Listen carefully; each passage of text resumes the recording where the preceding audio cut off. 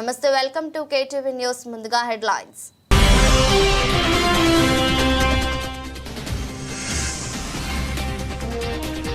Singapore దేశ అధ్యక్షుడు మాజీ ప్రధానితో సీఎం చంద్రబాబు భేటీ. ఏపీ సింగపూర్ మధ్య భాగస్వామ్యంపై చర్చ.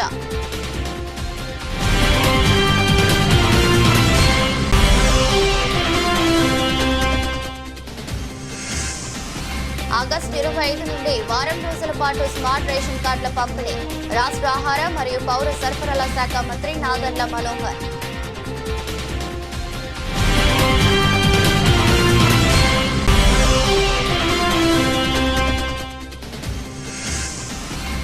స్వాతంత్ర దినోత్సవ వేడుకలను ఘనంగా నిర్వహిద్దాం. సమన్వయ శాఖల అధికారులు ఏర్పాట్లను పూర్తి చేయండి. జిల్లా collector doctor G Lakshmisha.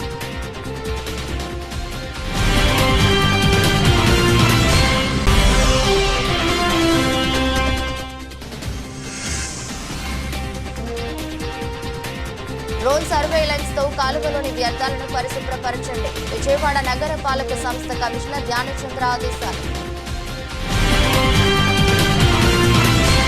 Singapore పర్యటనలో భాగంగా ముఖ్యమంత్రి చంద్రబాబు నాయుడు ఆ దేశ అధ్యక్షుడు ధర్మన షణ్ముగరత్నం, మాజీ ప్రధాని ప్రస్తుత సీనియర్ మంత్రి లీ సైన్ లూంగ్ తో వేర్వేరుగా భేటీ అయ్యారు.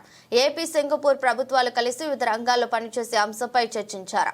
ఈ పర్యటనతో ఏపీలోని వివిధ రంగాల్లో సింగపూర్ తో కలిసి పనిచేసేలా కొత్త అధ్యాయానికి నాంది పలికినట్టు అయిందని ఆ దేశ అధ్యక్షుడు షణ్ముగరత్నంతో ముఖ్యమంత్రి చెప్పారు.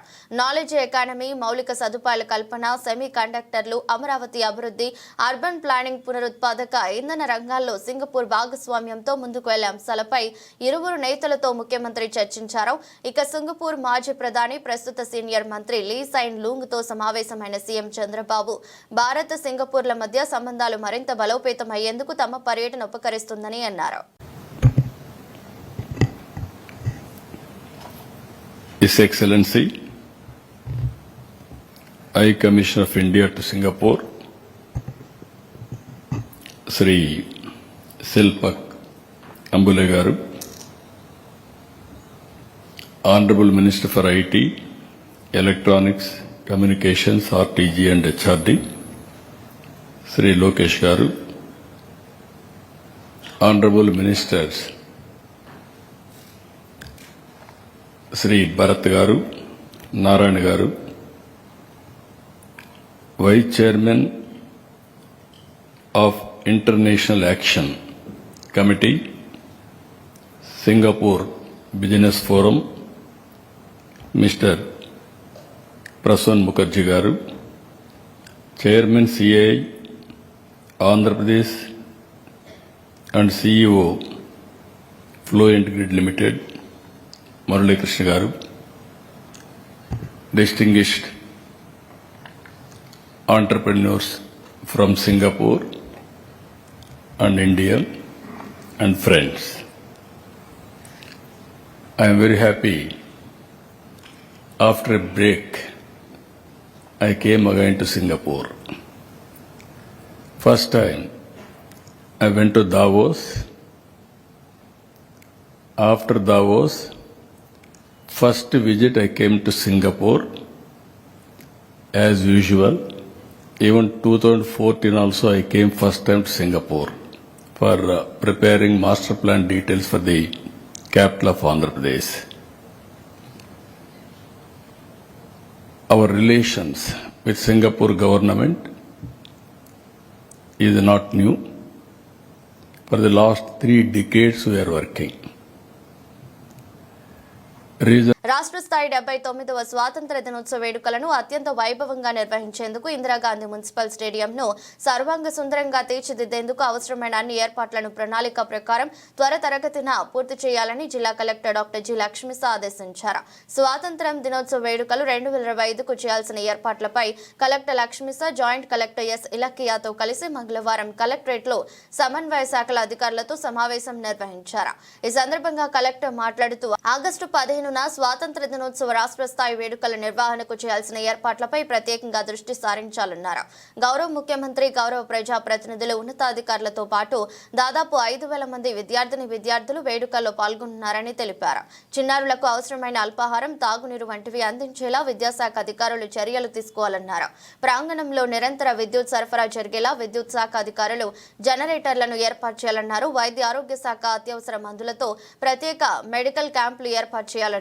వేడుకలకు ప్రత్యక్ష ప్రసారం చేయడంతో పాటు పబ్లిక్ అడ్రసింగ్ సిస్టమ్ కు అవసరమైన ఏర్పాట్లు చేయాలని సమాచార శాఖ అధికారులకు సూచించారు. సమావేశంలో DCP KGV Saritha, DRO M Lakshmi Narasimham, Vijayawada RDO Kavuri Chaitanya, DMHO doctor M Suhasini, పౌర సరఫరాల అధికారి ఏ పాపారావు, ఉద్యాన అధికారి పి బాలాజీ కుమార్, వివిధ శాఖల జిల్లా అధికారులు పాల్గొన్నారు.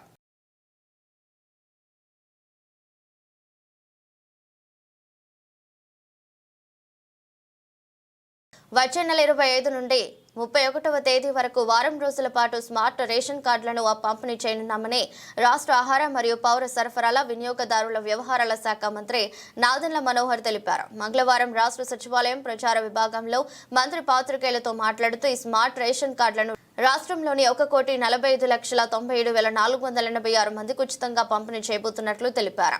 రాష్ట్ర వ్యాప్తంగా ప్రతి నియోజకవర్గంలోనూ స్థానిక శాసనసభ్యులు, జిల్లా స్థాయిలో మంత్రులు మరియు రాష్ట్ర స్థాయిలో ముఖ్యమంత్రి, ఉప ముఖ్యమంత్రి నేతృత్వంలో సభలు నిర్వహించి ఈ స్మార్ట్ కార్డులను పంపిణీ చేయనున్నామన్నారు.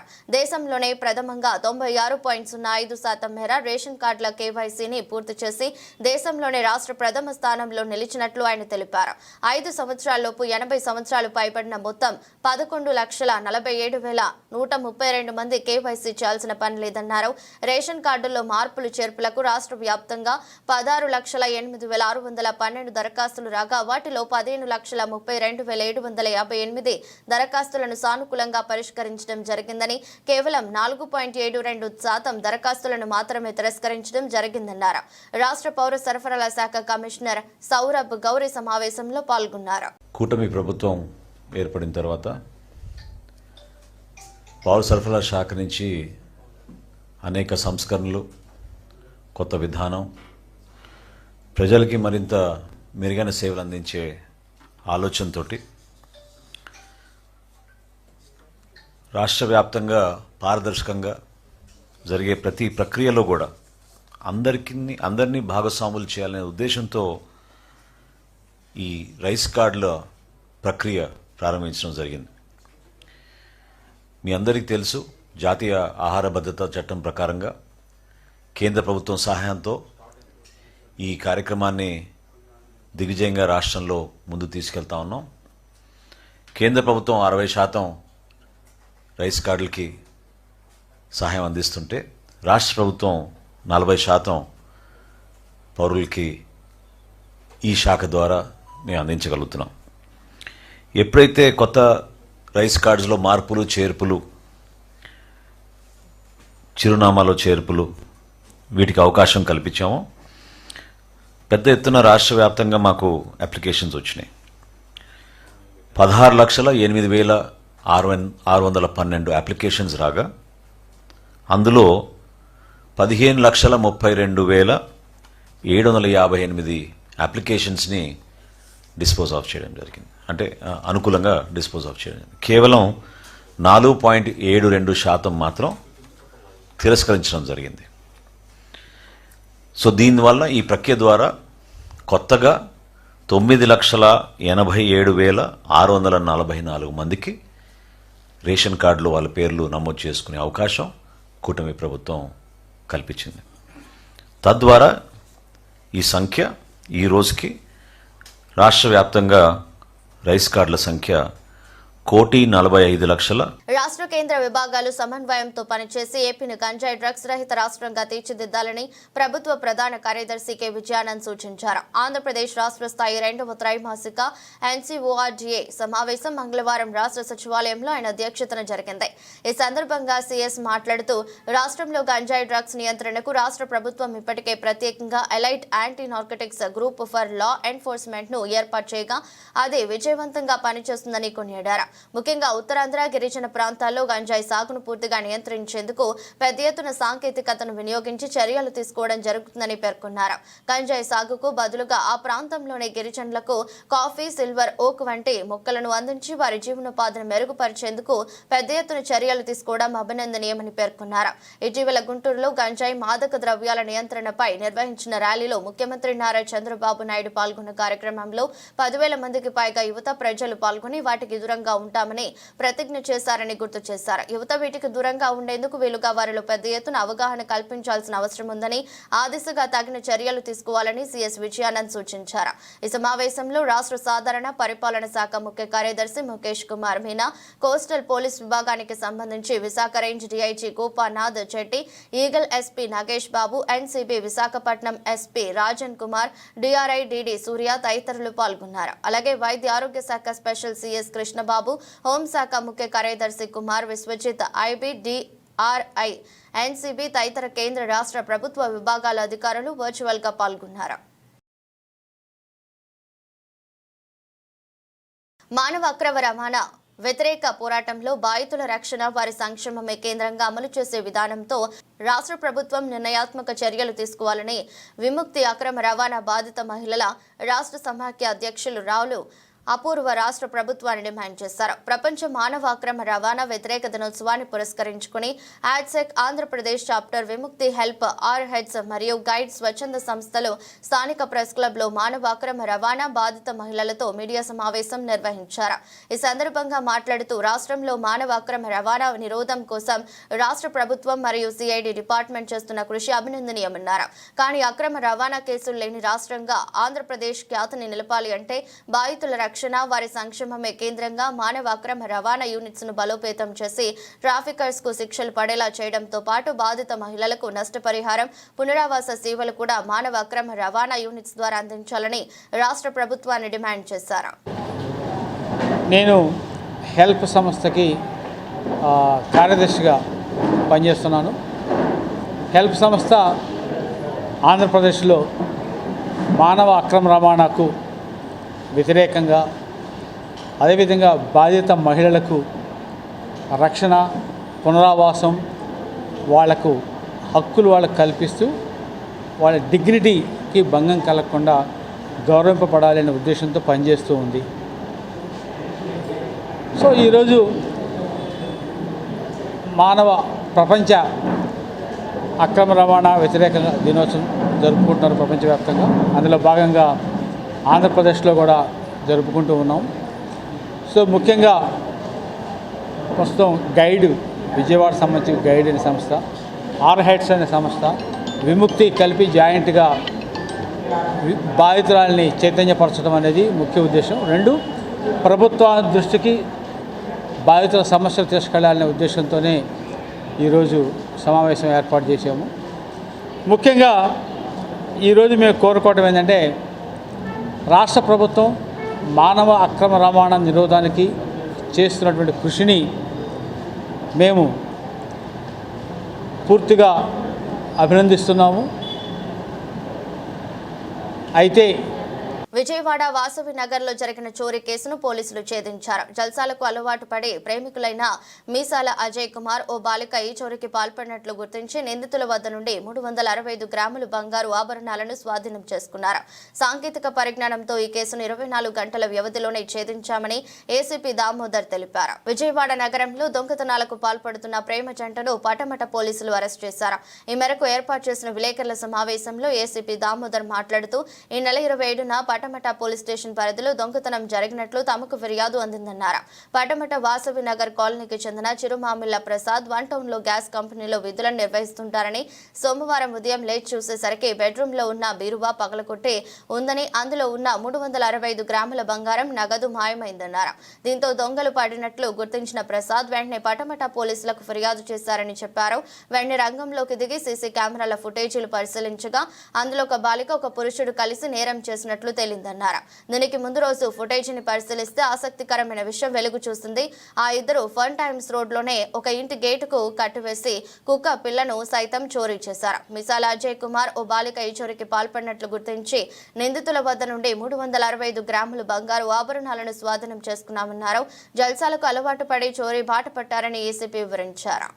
వాసవి నగర్లో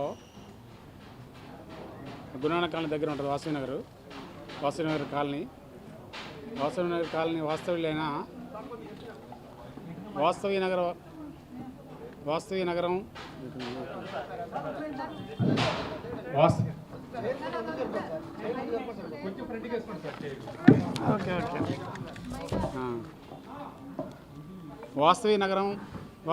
కాలనీ వాస్తవులైన చిరుమావిళ్ళ గిరిజాశంకర్ వరప్రసాద్ అతనికి వన్ టౌన్లో గ్యాస్ కంపెనీ ఉంది, ఓన్ హౌస్.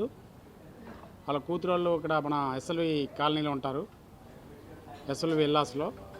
ఇతని భార్యతో ఉంటూ భార్యకి కొద్దిగా హెల్త్ ప్రాబ్లం వలన ఒక పని అమ్మాయిని పెట్టుకున్నారు. అతను ఫస్ట్ ఫ్లోరు, గ్రౌండ్ ఫ్లోర్ 2 ఉన్నాయి. గత రాత్రి అంటే మొన్న రాత్రి భోంచేసి పడుకున్న తర్వాత సుమారు 1 నుంచి 2 మధ్యలో గుర్తు తెలియని దొంగలు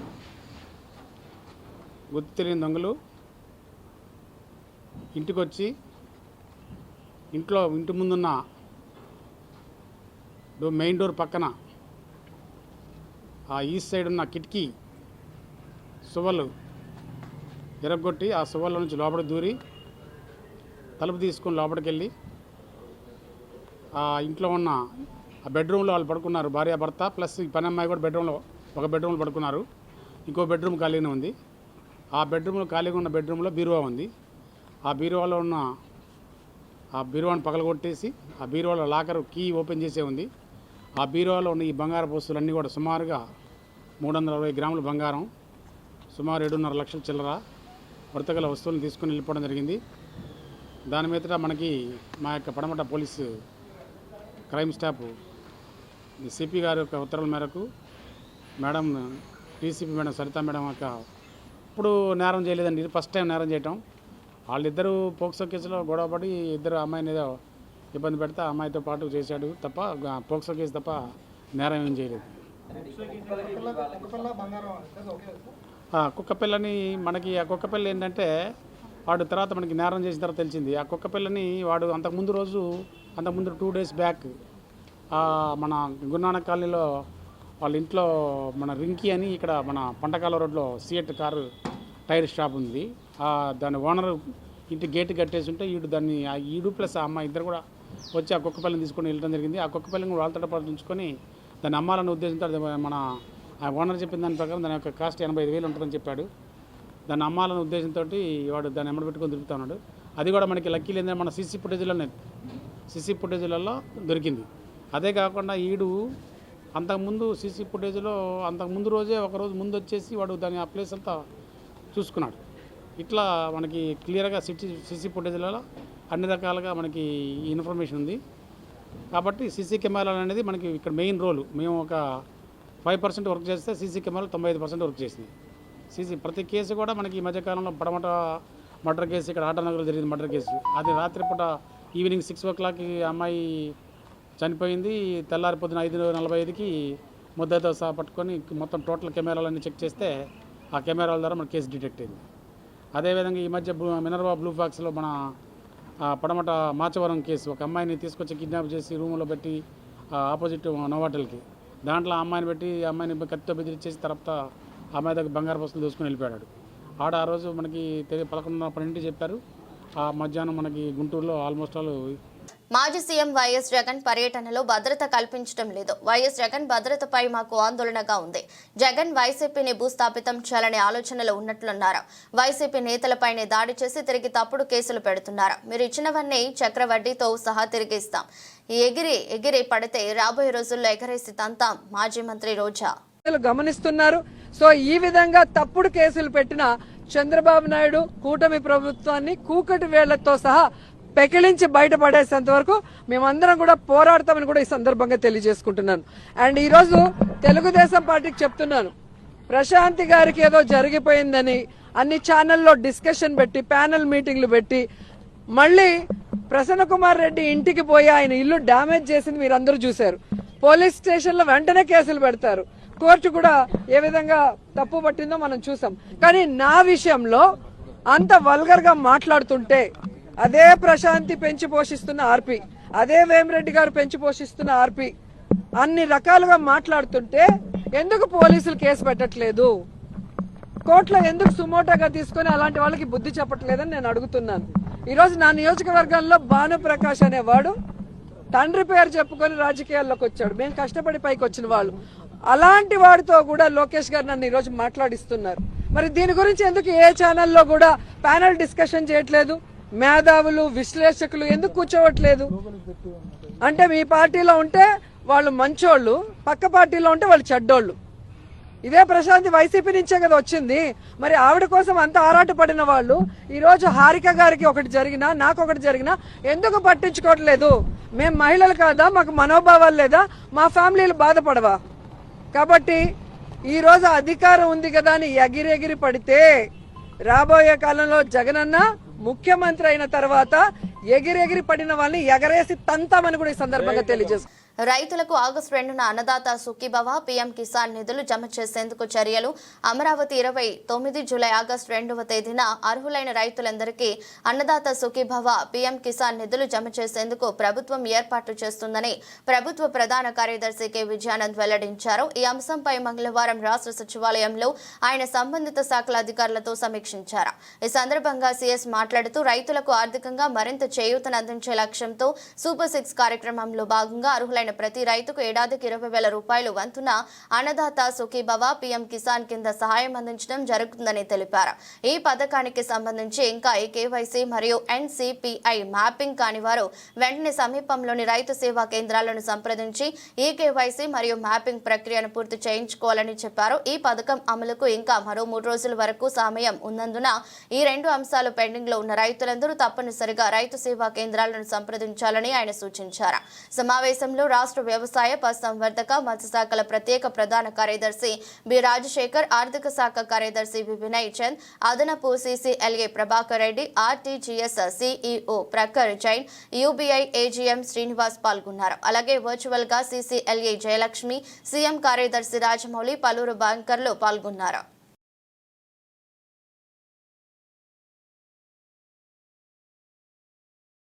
డ్రోన్ సర్వేలెన్స్ తో కాలువలోనే వ్యర్థాలను పరిశుభ్రపరచండి అని విజయవాడ నగరపాలక సంస్థ కమిషనర్ ధ్యానచంద్ర హెచ్ఎం అన్నారు.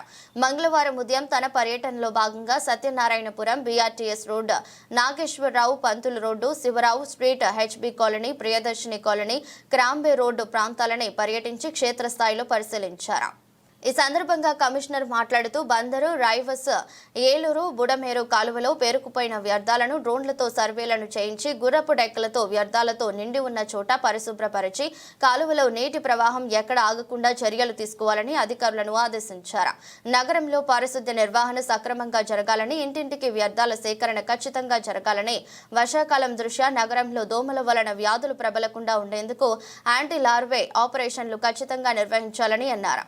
ఈ పర్యటనలో chief medical health officer doctor K Arjuna Rao, సిబ్బంది పాల్గొన్నారు.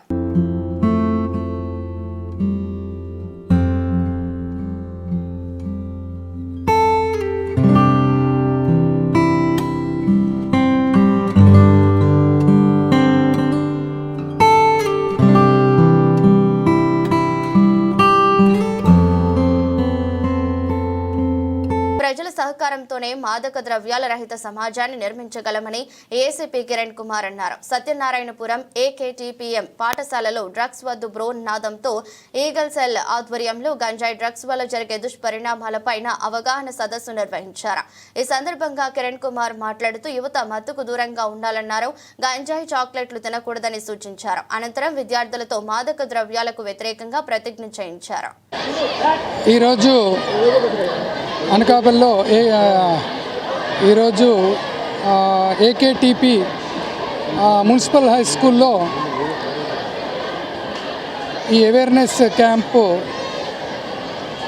నార్కోటిక్ డ్రగ్స్ మీద ఈ నిర్వహించడం జరిగింది. ఎన్టీఆర్ కమిషనరేట్ పెట్టుకొని ఎటువంటి సమాచారం ఉన్నా తెలియచేయాలని ప్రజలందరికీ విజ్ఞప్తి చేస్తున్నాం. మరి ఇలాంటి ఇక్కడ ప్రతి స్కూల్స్లోని కాలేజీల్లోనూ కూడా ఇప్పుడు ఈగిల్ క్లబ్స్ అని ఏర్పాటు చేయడం జరిగింది. అదేవిధంగా ప్రభుత్వ స్కూల్లో కానీ ప్రైవేట్ స్కూల్లో కానీ కాలేజీల్లో కానీ అన్ని దగ్గరలో ఈగిల్ క్లబ్స్ని ఆల్రెడీ ఫామ్ చేశారు. దాంట్లో male female girls students boys అదేవిధంగా టీచర్స్ ప్రిన్సిపాల్ వీళ్ళందరినీ కూడా దాంట్లో భాగస్వామ్యం చేసి అంటే ఐడెంటిఫై చేయడానికి యాక్చువల్గా ఏంటంటే తెలిసి తెలియక ఎవరైనా ఉపయోగించినా వాళ్ళని ఐడెంటిఫై చేసి వెంటనే వాళ్ళని రిహాబిలిటేట్ చేయడానికి వాళ్ళని అంటే ఇనీషియల్ స్టేజ్లో అయితే దీన్ని కొంతవరకు మనం మాన్పించగలం.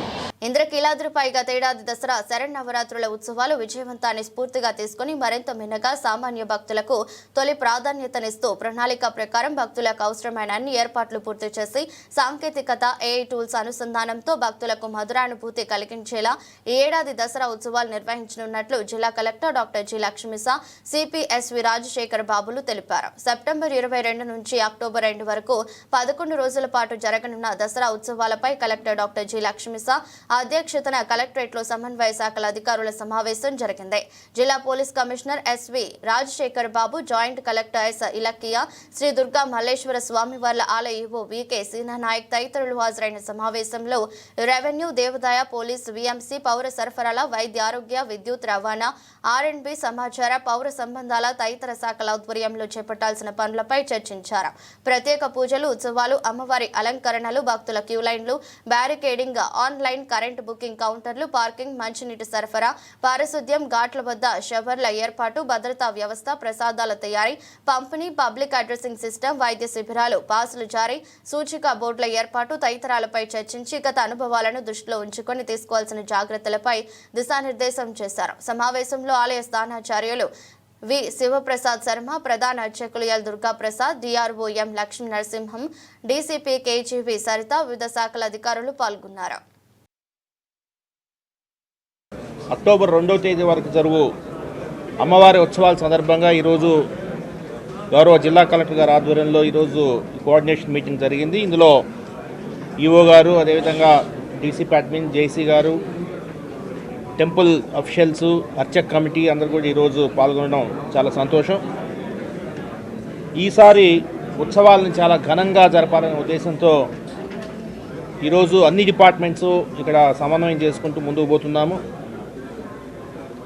లాస్ట్ టైం చాలా అద్భుతంగా అన్ని శాఖలు సమన్వయంతో చాలా అద్భుతంగా ఉత్సవాలు జరిగిన విషయం మీకు అందరికీ తెలిసిందే. కాకపోతే పోయినసారి జరిగిన చిన్న చిన్న షార్ట్ ఫాల్స్ ఏదైతే ఉన్నాయో అవన్నీ కూడా కవర్ చేసుకుంటూ ఈసారి ఇంకా బాగా జరపాలి. ఎందుకంటే దసరా ఉత్సవాలు అనేది విజయవాడ నగరానికే కాదు, రాష్ట్రమే కాదు, దేశం నలుమూల నుంచి కూడా భక్తులు వస్తారు. కాబట్టి మరి వారికి అన్ని సౌకర్యాలు కల్పించడం, ఎటువంటి అసౌకర్యం లేకుండా ముందుకు వెళ్ళాలనే ఉద్దేశంతో ఈరోజు చాలా ఇష్యూస్ డిస్కస్ చేయడం జరిగింది. అందులో ముఖ్యంగా విఐపీస్ ఎలా ఉండాలి, అదేవిధంగా పాసెస్ ఎలాగ ఉండాలి, అదేవిధంగా లడ్డు కౌంటర్స్ ఎలాగ ఉండాలి, హోల్డింగ్ ఏరియాస్ ఎలాగ ఉండాలి. ప్రతిసారి మూలా నక్షత్రం రోజే కాకుండా ఈ మధ్యన భవానీలు ఎక్కువ వస్తున్నారు. సో వారికి ఎలాగా వెసులుబాటు కల్పించాలి, ఎటువంటి వసతులు కల్పించాలి, భక్తులు ఎక్కువ మంది వస్తే ఎలాగా. ఎన్టీఆర్ జిల్లా స్థాయి కనకదుర్గమ్మ దసరా గురించి కోఆర్డినేషన్ మీటింగ్ చేయడం జరిగింది. గౌరవ సిపి గారు, అలాగే గౌరవ ఎగ్జిక్యూటివ్ ఆఫీసర్ కనకదుర్గమ్మ టెంపుల్, అట్లాగే అన్ని డిపార్ట్మెంట్స్ నుంచి అధికారులని పిలిపించి వాళ్ళ ద్వారా ఈ డిస్కషన్ చేయడం జరిగింది. లాస్ట్ ఇయర్ అయితే ఈ కార్యక్రమాన్ని దసరాని ఇంత సక్సెస్ఫుల్గా చేయడం జరిగిందో, సో ఈసారి అంతకన్నా మంచిగా అట్లాగే సాంకేతికతతో ఈ టెక్నాలజీ వాడుకుంటూ టెక్నాలజీ వాడుకుంటూ వచ్చే భక్తాదులకి ఎక్కడ కూడా అసౌకర్యం కలగకుండా వచ్చేవాళ్ళు ఒక మంచి భక్తిభావంతో, ఒక మంచి అనుభూతితో ఇంటికి తిరిగి వెళ్ళేలాగా చేసే ఏర్పాట్ల గురించి ఈరోజు డిస్కస్ చేసుకోవడం జరిగింది. సో దీంట్లో ముఖ్యంగా సర్వేలెన్స్, అలాగే supervision, coordination, basic facilities arrangements, అట్లాగే వచ్చేవా భక్తులకి అక్కడ దర్శనము, అలాగే ప్రసాదం. సో దీని గురించి ముఖ్యంగా కావాల్సిన జాగ్రత్తలు, అలాగే అక్కడ కావాల్సిన టెక్నాలజీ ఇంటర్వెన్షన్ దీని గురించి చర్చించాము. ఇప్పుడు మనము చూసుకుంటే ఇప్పుడు నంబర్ ఆఫ్ భక్తులు ప్రతి సంవత్సరం పెరుగుతూ ఉన్నారు. అది టెక్నాలజీ వల్ల కావచ్చు, లేదా అవేర్నెస్ వల్ల కావచ్చు, లేదా విజయవాడకి ఎన్టీఆర్ జిల్లాకి అలాగే అమరావతికి వస్తున్న ప్రాముఖ్యత వల్ల కావచ్చు భక్తుల రద్దీ బాగా పెరుగుతూ ఉంది. మనం అనుకోలేనంత రోజు లక్షలాది మంది వచ్చేస్తున్నారు. సో ఈసారి మనం దసరా చూసుకుంటే మూల నక్షత్రం రోజున ఎక్కువ మంది వస్తారని అనుకుంటున్నాం, కానీ మిగతా రోజున కూడా వీకెండ్లో కూడా ఎక్కువ మంది వచ్చే అవకాశం ఉంది. ఈ 11 రోజులు సెప్టెంబర్ 22వ తారీఖు నుంచి అక్టోబర్ 2వ తారీఖు వరకు ఈ 11 రోజులు ప్రతిరోజు ఏమీ లేదన్నా కూడా 2 లక్షల నుంచి 2.5 లక్షల మంది ఈ సిటీకి వచ్చి వెళ్తుంటారు. దాంతోపాటు ఈసారి విజయవాడ ఉత్సవాలు కూడా జరుగుతూ ఉంటాయి. చాలా ఈవెంట్స్, కల్చరల్ ఈవెంట్స్, అలాగే ఈ సెలబ్రేషన్స్, ఫెస్టివల్స్ ఇవన్నీ జరుగుతుంటాయి. కాబట్టి అన్ని రకాలుగా ఎంతమంది విజయవాడకి తరలి మనకు సెప్టెంబర్ 22 నుంచి అక్టోబర్ 2వ తారీఖు దాకా జరిగే ప్రతి ఈవెంట్కి సంబంధించి గౌరవ జిల్లా కలెక్టర్ గారు, అలాగే గౌరవ కమిషనర్ ఆఫ్ పోలీస్ గారు, ఎందుకంటే వారి సమన్వయం చేసుకుని వారి నాయకత్వంలో, ఎందుకంటే గతంలో సార్ ఆల్రెడీ చేస్తున్నారు కాబట్టి ఆ అనుభవ రీత్యా గతంలో ఏమైనా నెగిటివ్స్ ఉన్నా కానీ ఈసారి అది పునరావృతం కాకుండా చేసుకోవడానికి వారి యొక్క సలహాలు, వారి యొక్క ఆధ్వర్యంలో చేయడానికి మేమంతా రెడీగా ఉన్నాము. తప్పకుండా గతం కన్నా ఈసారి భిన్నంగా ఇన్నోవేటివ్గా చేయడానికి మేమంతా సిద్ధంగా ఉన్నాము. దయచేసి మీ అందరూ కూడా సహకరించాలి. రాబో రోజుల్లో ప్రతి కార్యక్రమంలో కూడా మీ అందరికీ తెలియజేస్తూ పబ్లిక్ కూడా, అంటే వచ్చే భక్తులకు కూడా ఇక్కడ ఏం కార్యక్రమాలు జరుగుతాయి, ఏ విధంగా ఈసారి మనము వాళ్ళు నియమ నిబంధనలు పెట్టారనే విషయాన్ని కూడా ముందుగానే అడ్వాన్స్గా తెలియజేయడం అనేది జరుగుతుంది. Thank you. వార్తలు ముగించే ముందు మరోసారి హెడ్లైన్స్.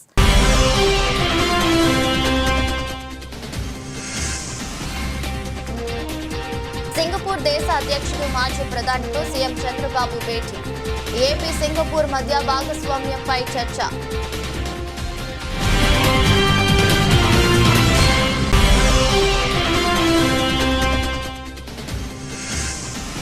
ఆగస్టు 25 నుండి వారం రోజుల పాటు స్మార్ట్ రేషన్ కార్డుల పంపిణీ. రాష్ట్ర ఆహార మరియు పౌర సరఫరాల శాఖ మంత్రి నాదెండ్ల మనోహర్.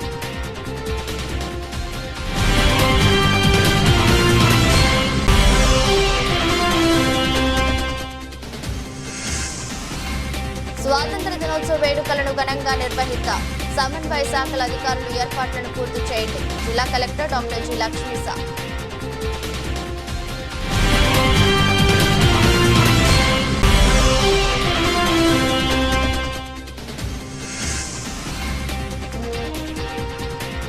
డ్రోన్ సర్వేలెన్స్ తో కాలువలోని వ్యర్థాలను పరిశుభ్రపరచండి. విజయవాడ నగర పాలక సంస్థ కమిషనర్ ధ్యానచంద్ర ఆదేశాలు.